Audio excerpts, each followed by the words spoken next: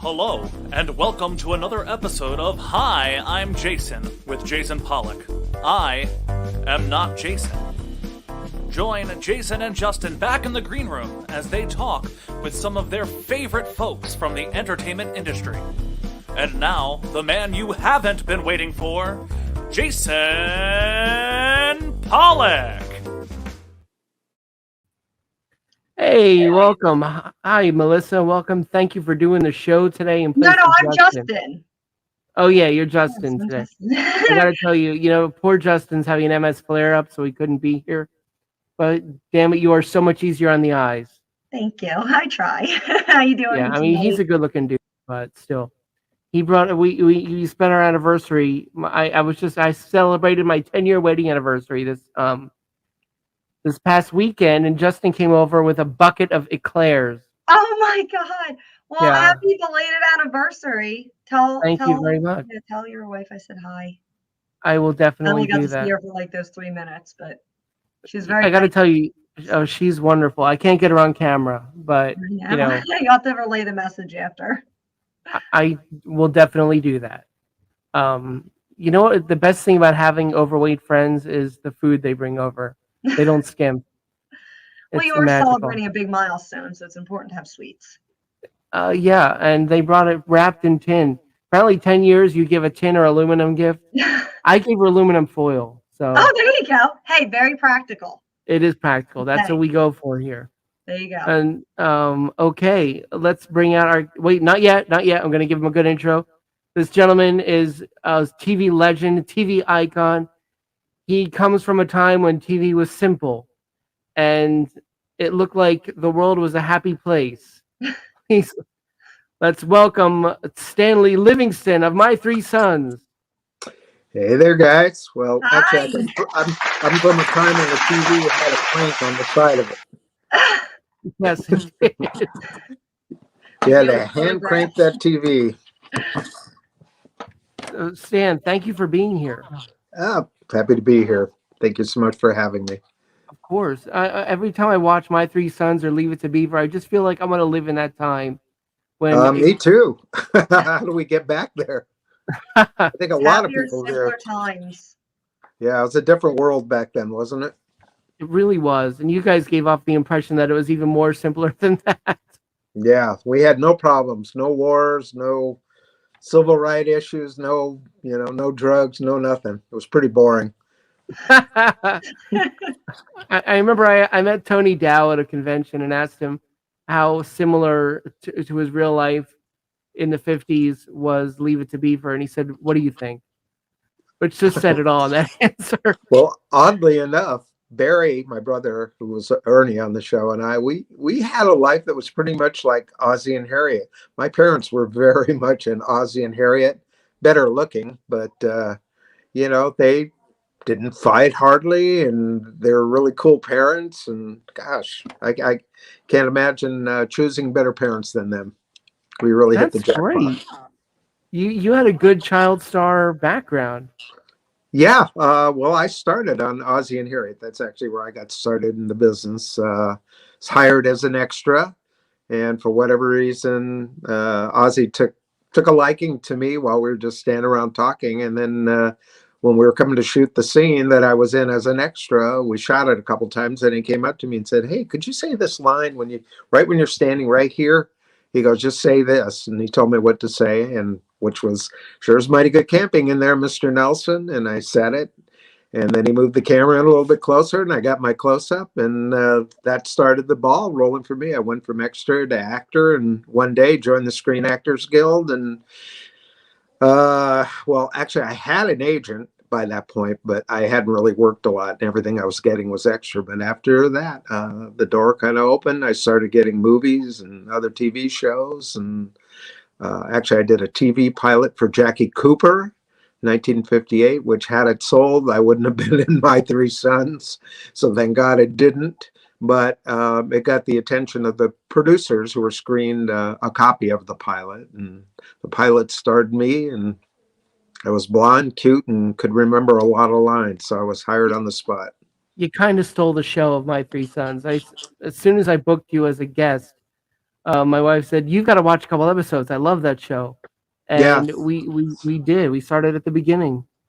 Yeah, I think it's MeTV that runs them right now. And yeah, a couple of weeks ago they started over with show number 1. And anyway, it takes over a year to show them all because there's 380 episodes, so just slightly more than a year's worth if you can stand to watch it. A lot of work you did.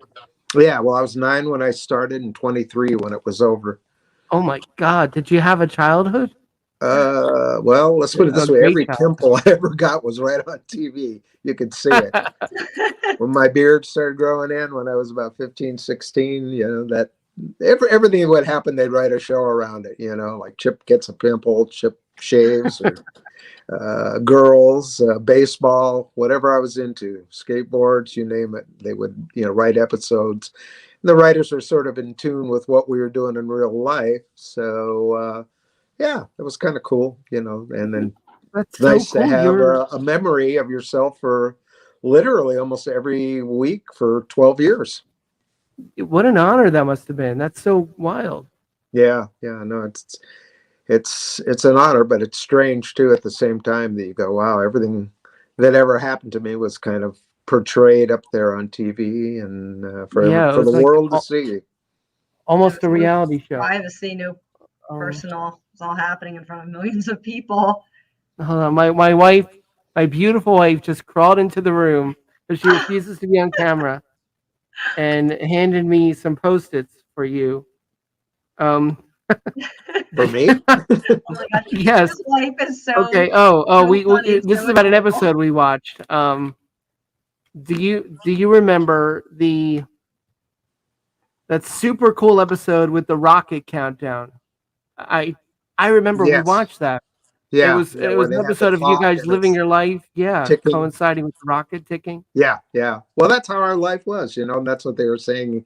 We were highly regimented, and if it was 8:02 and 30 seconds, everybody was in the bathroom brushing their teeth or trying to get to that one toilet in the house or something.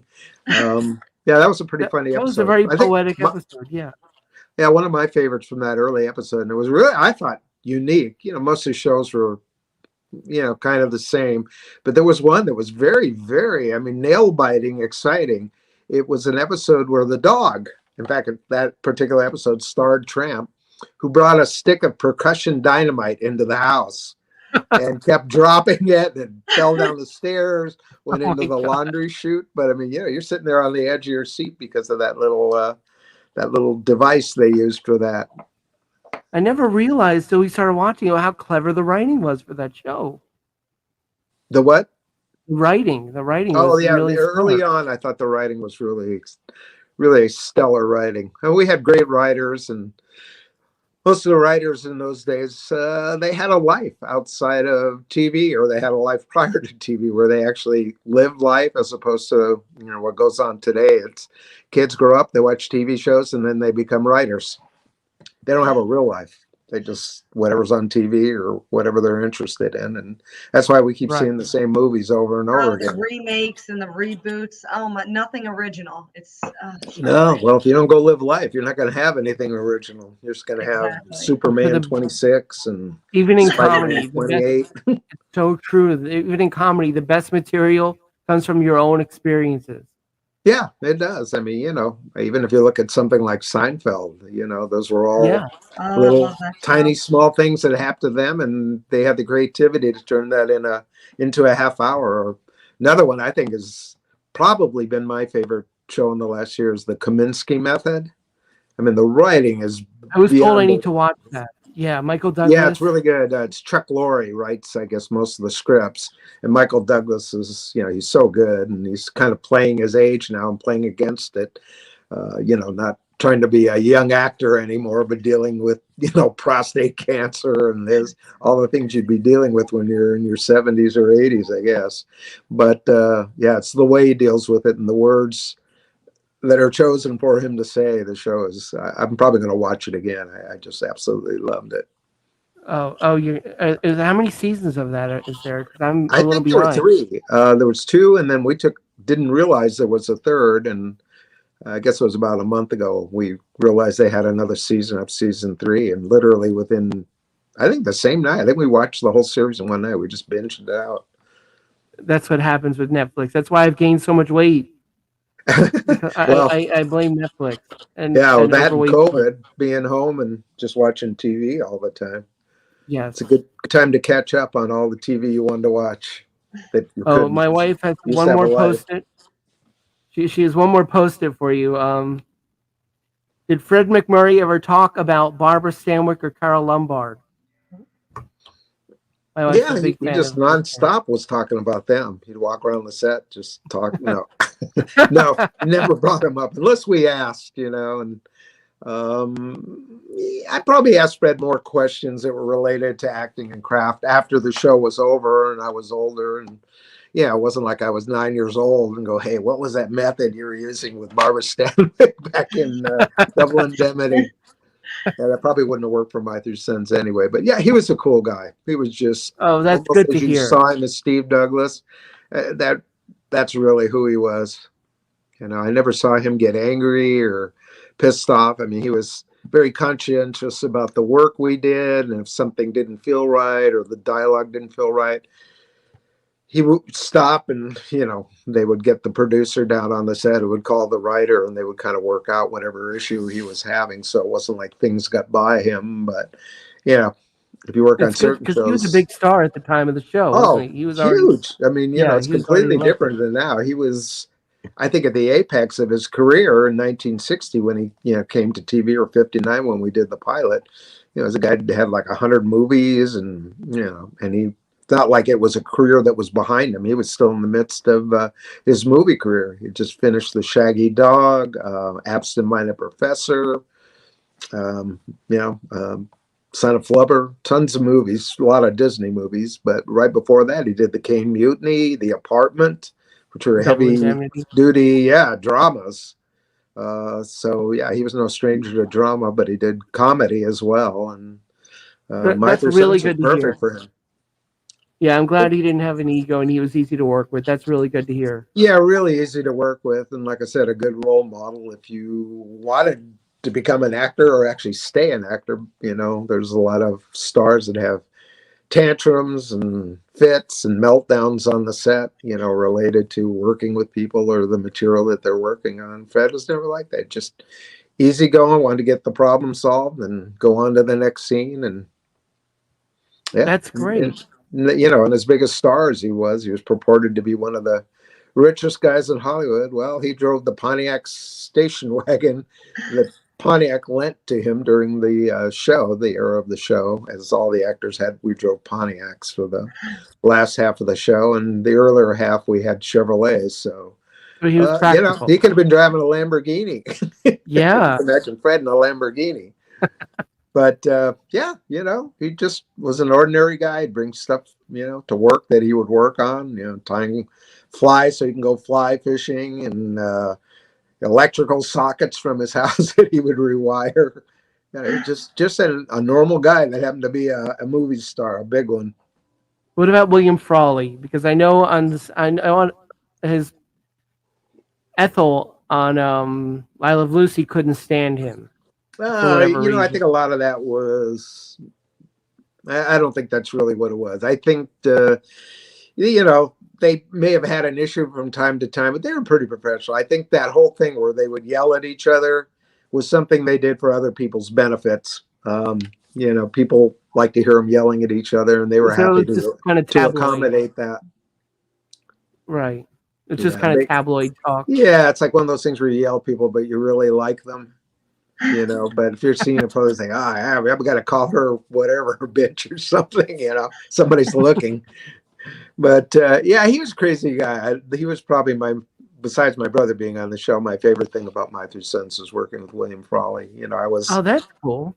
Probably a fan of his when he came to the show. I certainly knew who he was from I Love Lucy, which I used to play hooky. My brother and I both did, so we could watch I Love Lucy. And he was such a funny, cantankerous guy that, when I found out he was, hired to be the grandfather on the show, I was thoroughly happy about that. And then I didn't know either of my grandfathers in real life. They'd both expired by then. And I set out on a mission to make Bill Frawley my new grandfather. So, He wasn't really a guy, I think, that liked kids or animals so much. He was cut out of that W.C. Fields W.C. cloth. Fields, yeah. Yeah, but he warmed up to me, and yeah, we were best friends the whole time he was on the show. We ate lunch together every day. We go back to his dressing room, play checkers and chess, and he'd take me to fights, to baseball games. You know, occasionally we'd Wow. smoke a cigar. Wow. Here, kid, here's What a a cigar for childhood. you. That's amazing. Yeah, So yeah, he was. you were a kid, and you're watching I Love Lucy, and you decided you wanted to be an actor, and your parents were supportive, and you made it. That's just That you were part was living the all luck. dream. I mean, you know, I had what it took, so that's kind of, you know, where the other part of it comes in. I liked what I was doing, and you know, when I was in school, I was going to elementary school, starting out in first, second, third, you know, grade. If there were shows, I wanted to be in them. They had an auditorium. I went to Vine Street Elementary School in Hollywood, and before that, I went to Gardner Street Elementary School. But whatever, you know, little school plays they put on or musical shows, my hand went right up, and I was in them and cast. And remember being the MC at a Christmas show. And anyway, so I like doing that work, which is half the battle, because some kids don't, or they're intimidated by standing up in front of an audience. And I kind of got a kick out of it. And the thing that kind of fused everything together for me was my mom sent me to a swim school in Hollywood. And the lady that owned the place, she was pretty savvy. There was a lot of kids there learning how to swim, and it was a huge pool. It was on Hollywood Boulevard near Western. And she got a lot of Hollywood people come there and bring their kids there to learn how to swim, you know, producers, directors, kids. And there was an agent whose daughter was learning how to swim there. And anyway, she, you know, seemed to be interested in me and was always talking to my mom. And, you know, I was blonde and cute and pretty extroverted. So I thought she thought I made a good candidate to be an actor.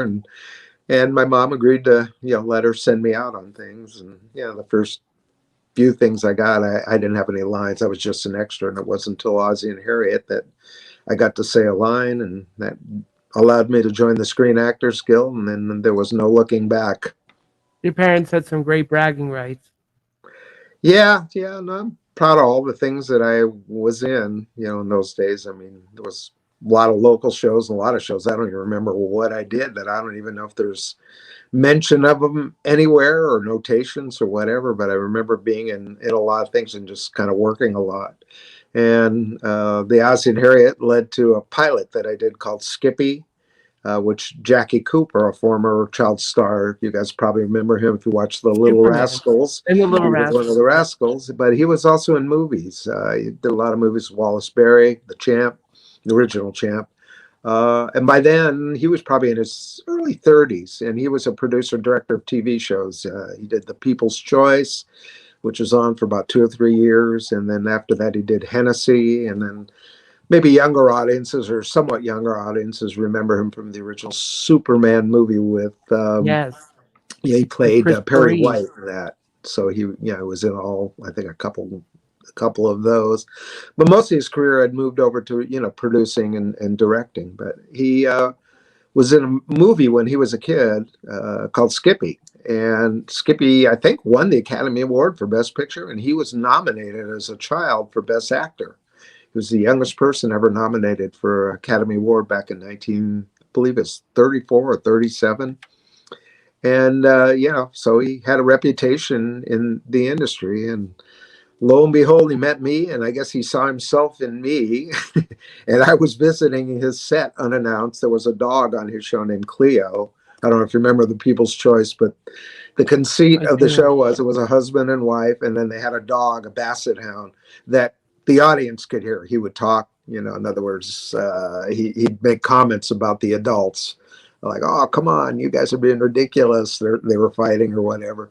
Very So Family Guy. I wanted to go over and play with the dog. So I'd go over onto that set while I was doing Ozzie and Harriet. And one day this guy walked up to me and he said, "Who are you?" And I said, "I'm Stanley Livingston." And he said, "What are you doing here?" And I said, "I'm playing with this dog." And I guess he asked you, he says, "Well, where's your mom?"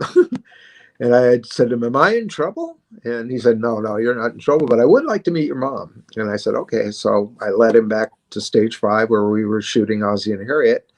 and introduced him to my mom. And I had no idea who he was. And, the two of them started talking, but I could see my mom had like a shell-shocked expression on her face because she knew it was Jackie Cooper, and she was kind of starstruck. So they stood there and talked for about 15, 20 minutes. And then he left, and I remember he waved to me, and, went about my business shooting the Ozzie and Harriet. And then about 2, 3 months later, next thing I knew, I was shooting a TV pilot, and he was the director and producer. And he decided to take the movies in Skippy and try and turn it into a TV series. And we shot the pilot, which ultimately never sold. I don't know why. I think it's because he went on to another show called Hennessy.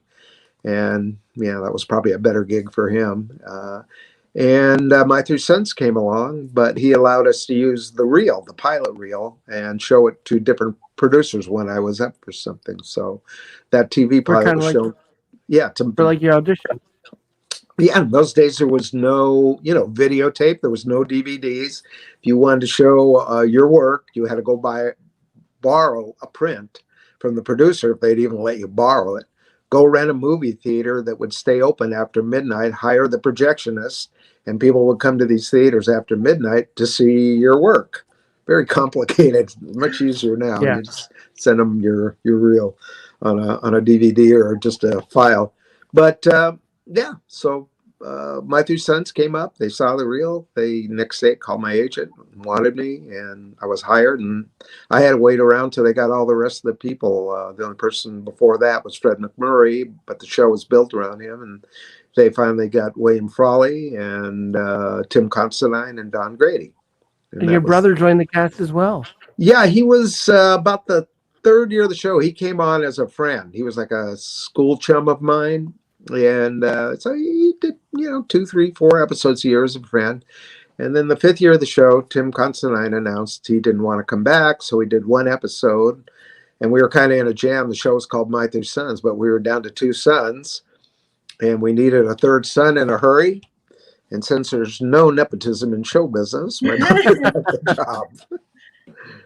So he was at the right place at the right time. I mean, they were aware of him anyway. Barry was working by then. In fact, when I left Ozzie and Harriet, the last show I did for them, my little brother Barry was in that episode. And, he was so cute, his glasses and kind of a Mo Howard haircut and buck teeth. And so he stayed on there the first couple of years of My Three Sons and became their proverbial, neighborhood kid.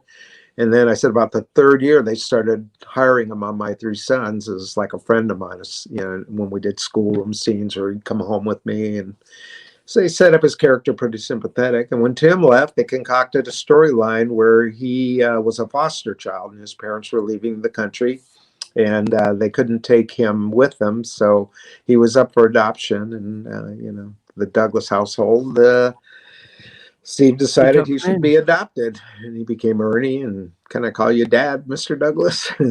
And everybody cried, and Barry became Ernie and was there for the other, whatever it was, 7, 8 years. That's such a cool story. Yeah, it really is kind of interesting. But like I said, Barry, it wasn't like he wasn't working. By that point, he had done some movies. He was in Papa's Delicate Condition with Jackie Gleason. He was in The Errand Boy with Jerry Lewis. He was in, what was it called, My Six Loves with Debbie Reynolds. So he did okay for David himself. Jensen.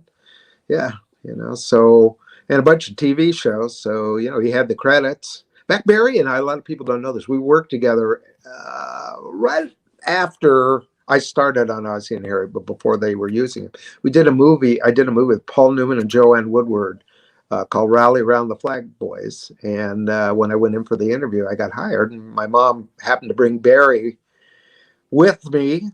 We were waiting, they were waiting in the outer office, and the director saw him, wanted to know who he was, and said, oh, well, there's another little brother. Why don't we just use him? So he got hired. And the first day of shooting, the first scene we shot was Barry and I sitting on the couch, focused on a TV set, and Paul Newman comes in and says, hey boys, how you doing? And we just ignore him and just keep staring at the TV set. And then he goes into the kitchen, and anyway, a couple seconds later, a pillow hits him in the head right when he's taking a drink of booze, and glass goes flying. But when we were shooting the first part of it, where we were looking at the TV set, the director kept getting madder and madder at my brother because it didn't look like he was looking at the TV set. It looked like he was looking elsewhere. And we shot about 4 or 5 times. This guy started yelling at Barry. And by noon, they sent Barry to an optometrist during the lunch hour. I found out he had a cross eye. And by 1 o'clock, he was fired, and there was another kid brought in. So, Oh my God, poor I Barry. know. So poor Barry got fired on his first film, but because of that, he got glasses, which turned him into a different looking kind of kid. He looked like a nerdy brain, and kind of It worked for cemented him. his career because everybody looked like me, or the kid on Dennis the Menace. We all had blonde hair, and Barry had dark hair and kind of had that Mr. Moto look. So the ladies must have loved you when you came of age in your teen years. Yeah, well, even before, I used to dread going back to public school. I didn't have a tutor, and most of the kids that were in show business in those days, the guys that were doing, like I was saying, Dennis the Menace or some of the other shows, they all went to a school in Hollywood called Hollywood Professional School, and it catered to showbiz kids, and you'd go to school from 9 to 12, and then you were out, and it was kind of a exclusive education. And I thought I was going there. My parents go, "You're going back to public school." I was like, "Really?" Was it too expensive? So I'd go there, and yeah, all the little girls were all over me and getting beat up or in fights with the guys because they were jealous, and it was pretty crazy. But yeah, I went to public school the entire time I was on My Three Sons, so it was quite unique. Every February when I had to go back to public school, I used to just shut my eyes and go, I hope this isn't going to be too bad today. And you'd come in, and everybody knew who you were and staring at you and pointing at you, talking about you. So, and I just wanted to fit in and do what they were doing with no problems. So after a while it wore off. You found out that the kids that want to be your friend were, and there was some that wanted to be your friend because you're on TV, and then there was other guys that wanted to kill you because you're on TV. So Did you have friends that you kind of stuck with? Did you have friends from before you were famous that you kind of stuck with? I'm still friends with all the guys from my neighborhood from when we were about 4 or 5 years old. We're still in communication. Sometimes they come out and visit, or I visit them. Yeah. But, I made friends all along the way too, from school. I grew up in Hollywood and knew people from there. And my parents moved to Studio City in the Valley when I was about 13 and lost all my original friends. Well, not the ones I, was close friends with, but people from school. And made new friends in the Valley at the new junior high and then at high school. And yeah, so it was, for being somebody who was on TV and what people perceived as a special life, it was pretty ordinary. I'd do the work, then I go back to school, and I'd be just like everybody else, wanting to play baseball, football, tennis. Living the Beatle lifestyle, though, in school. Yeah, my parents, I think, were wise sending us back to public school. Their rationale was later, when I said, well, why can't I go there? They go, those kids are going to come out maybe half-baked because they're there and they're all hanging out with themselves and they're all what it's like in the real world. If you think you're special, you're going to be in trouble when you get to the real world. Somebody, knocks you down and puts you in your place. So my parents decided, look, if you go to public school, you're going to be with normal kids that don't know any of this, and you'll learn how to be friends with people because this is going to end or whatever. You got to learn. It'll keep you grounded. How to take care of yourself in the real world. Exactly. Did you continue acting when you grow up? Right. So it kind of put a different sensibility, I think, in us than other kids that were doing this, in that we had to cope with going back to school, but it gave us pretty good skills in dealing with all types of people and, how you present yourself and how you want to be perceived. I mean, last thing you can do is go back to junior high or high school and think you're better than everybody else. Somebody will throw a brick at your head, show you you're not. You don't want to do it. Yeah, so we kind of went through that, and I think it made us very sociable people, work for later in life too. So did you continue acting? Down to earth. I mean, it's fantastic. Yeah, I'm pretty down to earth. Well, no, it's just fix my own house. I do my own plumbing. Yeah, some of the people they can get a little crazy or temperamental, and instead you had a different experience where you were living in the real world while you were also Yeah, working in the exactly. fictional world in a sense, and it just Well, I helped you think keep that's yourself what our grounded. parents wanted for us, is that we're living in the real world. You come home from being a movie star and being on the set all day, and my mom would come out and she's going, "You need to get in the backyard. There's dog poop everywhere." Go George take out went the and trash. Margie You went. realize it was just on TV. Right, I know. It's like, boy, that'll knock you down a couple pegs. But yeah, we just, outside of that, we had a very ordinary life. We tried to do everything everybody else did. Sometimes it didn't work out so good. Remember one time we went to Disneyland, which, we went to a lot. But maybe we skipped a couple of years, and by then the show was on, and we went, and all of a sudden there was this enormous crowd figured out who I was, and we were being chased, and all of a sudden these security guards, came and like, what's going on? What's going on? They didn't know what was happening. And my dad had to say, oh, well, they want autographs. They're following us everywhere, and he's saying, well, you need to let us, you have to tell us when you come to Disneyland so we can provide security for you and, make sure nothing happens to you and get you to the front of the line. We're like, oh, well, we're okay waiting in line, but I don't know why these people got so pushy and all that. So, it was embarrassing, if anything. We just wanted to go through like we always did with our family. And you wait in line, you chit chat, and you get to the front of the line and go on the ride. But, it's hard to do if like a couple hundred people are trying to get at you. Yeah.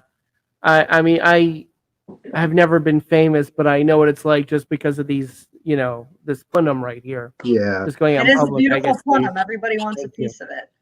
Yeah, and everybody's nice, they just want an autograph or take a picture with you. Yeah, I Nothing can't wrong with blame that. But, we're like, gosh, we only have a couple of days off a week or one day off. And, this is what we want to do. We want to go to Disneyland and pig out and, ride rides and not be bugged. But, unfortunately, that was part of it. You had to accept that. And I think that's a big problem for a lot of actors, not only, child actors and adult actors.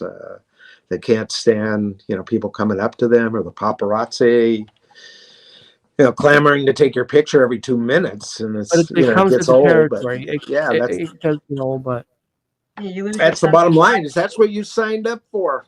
If you didn't like it, you shouldn't have become an actor, because it's not just the acting. That's what goes with it. So thank God did it you doesn't happen as continue much. acting after that? Yeah, I acted till the time I was, actually till the time I was about 30, different TV shows, some movies. But when I was about 20, I formed a production company. And when I was in college, studied cinema, cameras, editing, film emulsions, production, scheduling, everything, you could possibly do to have a Behind the production scenes. company. And then, with a guy that I knew from college, we formed a production company, started shooting commercials and music videos, industrial stuff. And, we're hoping to eventually do a movie or TV show. And, over my career, I've done all of those things, shot films, pilots, even shot I guess you call it a featurette about 6-7 years ago in Cinerama, which is, I've heard of Cinerama. yeah, Cinerama is a process with this enormous camera. It looks about the size of a phone booth. It's actually 3 cameras, one looking straight forward and one on each side, crisscrossing. So you have this panoramic view. And back in the late 50s, early 60s, Cinerama came about. It was invented by engineers who didn't really know what they were doing in terms of filming stories. So they did some documentaries, and they were pretty much like travel logs, like 7 Wonders of the World. They would go there, and they had this camera there, and, it emulated what you see as human vision, almost 180 degrees. And it was spectacular, and it brought a lot of people back to the theater, because the movies, they weren't doing well in the 50s. TV had just started to come in, and, by the end of the 1950s, people weren't going to the theater the way they used to, and they needed a gimmick to get people back in. And they were pretty smart. They used this thing called Cinerama to bring people back into the theater, and it was. Did William Castle have anything to do with that?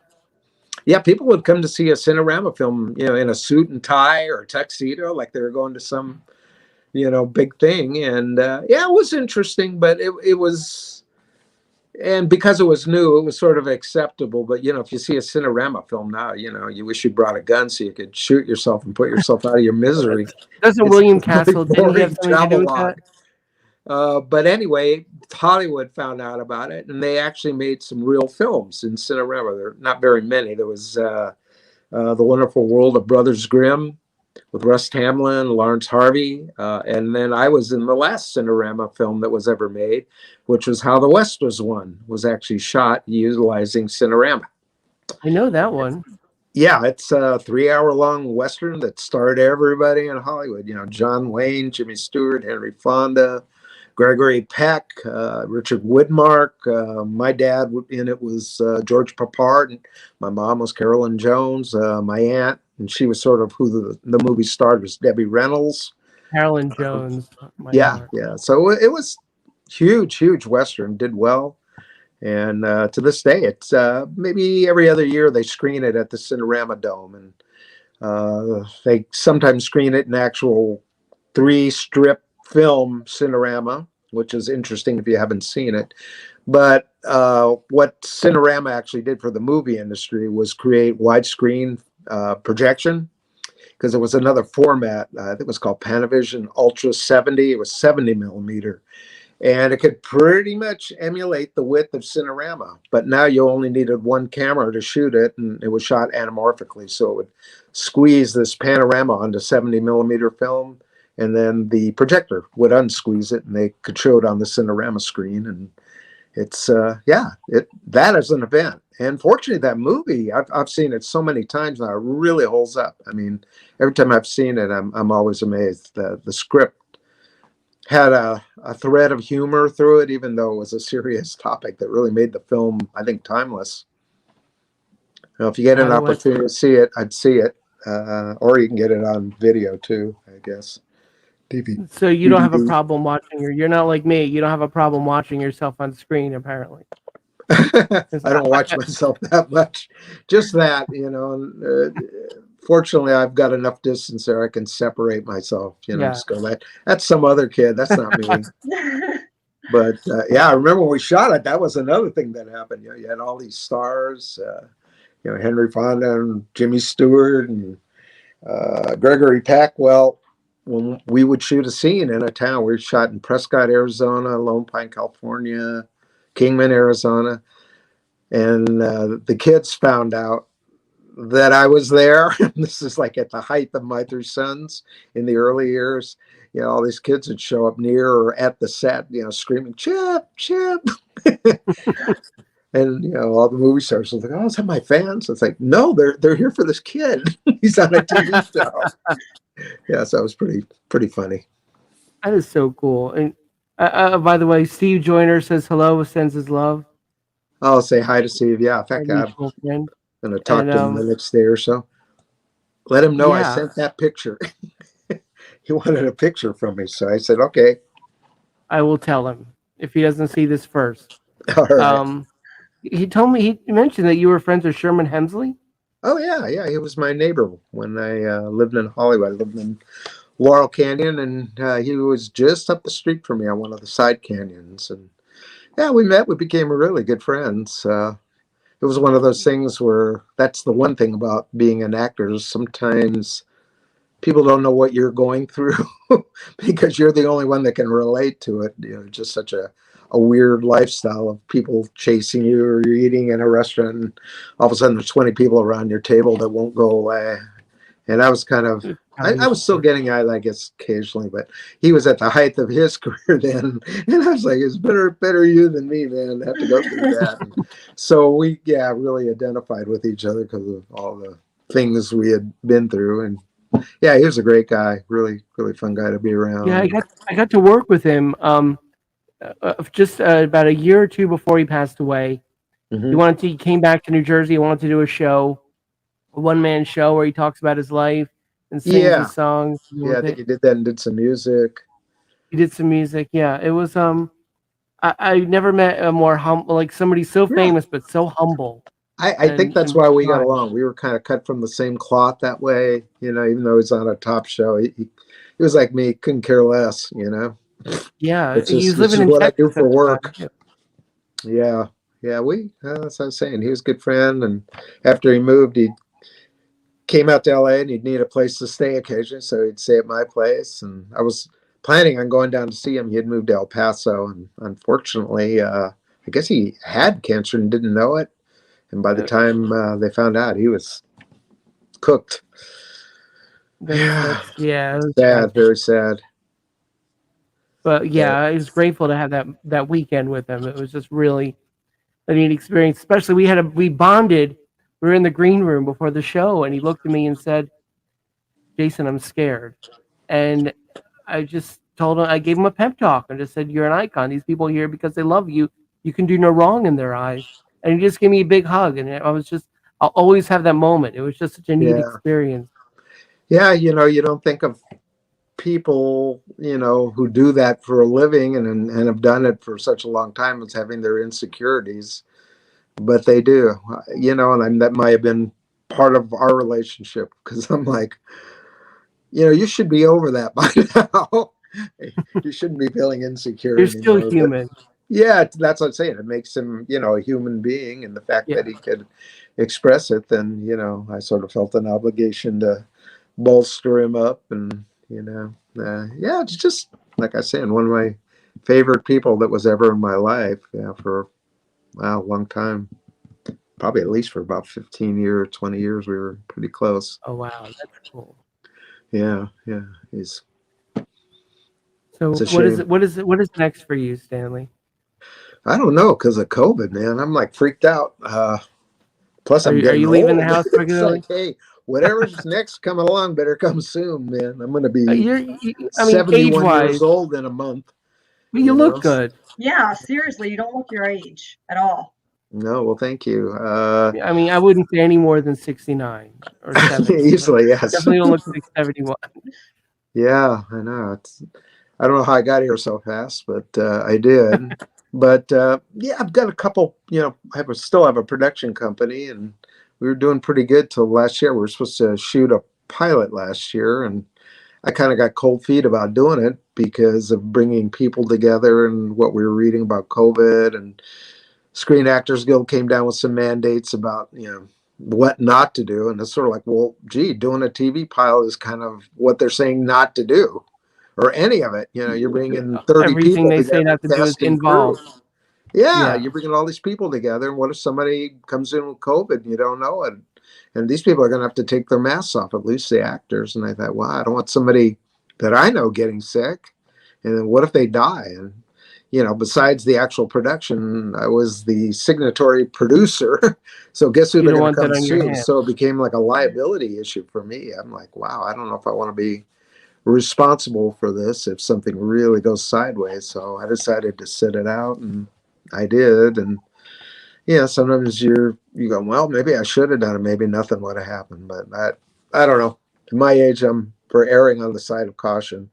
Anyway, I have another pilot that's kind of sitting there, but getting money is much more difficult than it was in the past, just because people don't know what's going on, or are there going to be theaters, or what is TV now? It's not like, oh, gee, there used to be ABC, NBC, CBS. Now it's all streaming and networks and Oh my Netflix. God. I've seen some crap on Amazon Prime, and I feel like Yeah. anybody can make anything and put it and get it up there on streaming Well, I'm now. of the mind that, they're like anybody else. You need a lot of programming. It's like the networks need 24/7 programming. But, if you're Netflix, you really need a lot. So I look at it and I go, I think what the deal is they do spend a lot of money and some big money to buy some films and some well-known films that people probably would want to watch again on Netflix. And then the rest of it's just junk that couldn't get sold. But saying that too, I've actually seen a few films that I never heard of that were low budget films that I thought were absolutely amazing and nail biting. And I saw this one film, what was it called? Oh, darn it. Well, what the premise was, it was some people who went skiing for the weekend, and they take the what is going to be the last lift of the day up the mountain, and they get on it, and the guy was running. It tells the other guy, says, "Hey, stay here. There's some people I just sent up, and wait till they come down to make sure they're off the mountain." And anyway, something happens, and he gets called away. So this ski lift is going up, and all of a Frozen. sudden, That was called Frozen. Frozen, That's right? it. That's Yes. the name of it. Yeah, not the Yeah, that Disney was fun. Frozen. Yeah. But anyways, these people that spend this terrifying, night on a chairlift that just stops because some guy, he didn't know he was supposed to wait for these other people to come down, so he turns it off, and they're up there, and a storm blows in, they're freezing, and one guy jumps down, and wolves eat him up, and another guy Yes. falls, and then there's only this girl left, and she's got to figure out what to do. It was hairy. See, I thought, wow, what That an was a good one. amazing film, because you can just shoot that on a soundstage. You go out and you get the master shots of the ski lodge and, seeing the chairlift go up, but the part with it in the air, you can just put that up on a soundstage and, get a couple blowers and whatever. And that's COVID friendly. I mean, that was done way before that, but you could actually almost shoot it. Just like the Yeah. Zoom films, they're shooting films on Zoom. Yeah. Well, I think with that iPhone 12, you could actually make a movie now. I mean, the only thing you wouldn't want to do is use the microphone. The mic is not of professional level, but certainly that camera. I've just showed somebody something I had on Beta SP, which was what the networks were showing, these big 3/4 inch, or 1-inch tapes. And you look at it and you go, oh my God, it's like crap. It's just crap. I mean, what was it called? A high 8 camera had better quality than that. Super And, 8, yeah. now these cameras are shooting, in 4K if you want them to, but high def or ultra high def, shooting in 2K or something. It looks and great. you can do that with your iPad and iPhone, yeah. Yeah, it's all about, what you're shooting and lighting it, a certain way. And, that's the difference between a movie and just pointing a camera and shooting. But if you couple that, you hire a sound guy with good mic kit and some, wireless mics, good boom mics. And don't forget, most importantly, a good writer, a good story. Yeah, well, it all starts with that. We just watched some movie the other night. I can't remember what it was called. Had no story at all. It was just people saying lines and walking around for like 2 hours, and then it ended. I'm like, I've well, fallen what was victim to that? those. Yeah. We have a few commenters. One woman said too much junk, LOL. And Rocky. She said, oh, also, hi, Stanley, looking good. I love and miss those old shows. Still watch the reruns. We have a heart. We have someone, Daniel Romano says, love the show. Real Drunk Housewives of Australia says, good day, guys. Okay. Good day back to you, mate. Yeah, in fact, it's funny. There was a friend that I met who came over here from Australia. Gosh, probably about 5, 6, 7 years ago. Who was a big My Three Sons fan and written I ended up called the My Three Sons Companion, but it was about a 300-400 page book he wrote that was everything about My Three Sons. I mean, like on the molecular level. His name was Jeff Brown. And really great guy. He was just a super nice guy. And I thought obviously spent a lot of time gathering the information for this book. And, unfortunately, he got cancer and passed away. Never saw the light of day, the book. Yeah, I wish something could happen with that book. Because, boy, he really... I'm reading it and stuff I didn't even know. And I'm in the darn thing. You could take over where you left off. Yeah. Well, I think he had kids, so maybe they'll do something with it. I was trying to hook him up with a publisher here, but that whole world is like the movie world. It's like, well, Yes. Nobody wants to do anything unless they're sure it's a hit. They don't just publish anything anymore. Even though My Three Sons, I was going to say, if you're looking at TV, is one of the most iconic shows ever on TV. It's the second longest running sitcom, and it's one of the few shows that it's never gone off the air. I mean, it came on the air in 1960, started September 19th, 1960 on a Thursday night. It brings good feelings to a lot of people. Yeah, so we did 12 years worth of that. Then it went into syndication for about 15 years. Then Nickelodeon showed it at night. They started showing the old black and whites. And then 10 years later in 95, TV Land started showing the color episodes. And they had 24-hour day programming, so it was part of their lineup. And since then, I think it's been on God knows how many. You're embedded in history now, Tim. Yeah. Well, listen, we're about out of time, and I just want to thank everybody for watching. And Stanley, thank you so much for taking the time out and chatting with us. I had a great time, and I appreciate you guys having me on. And hopefully everybody enjoys those stories and keeps watching My Three Sons. You heard it. Keep watching. Keep the watching. memory alive. God bless Look to me the TV. That's skies. all I can say. Or Allow Bubble me come to TV your if house there's and nothing get to you. watch on TV. All right. Take care, everybody. Thank you again. Thank everybody. you. Bye. Have a good Have a night. great day. Bye You now. too. Take care, guys.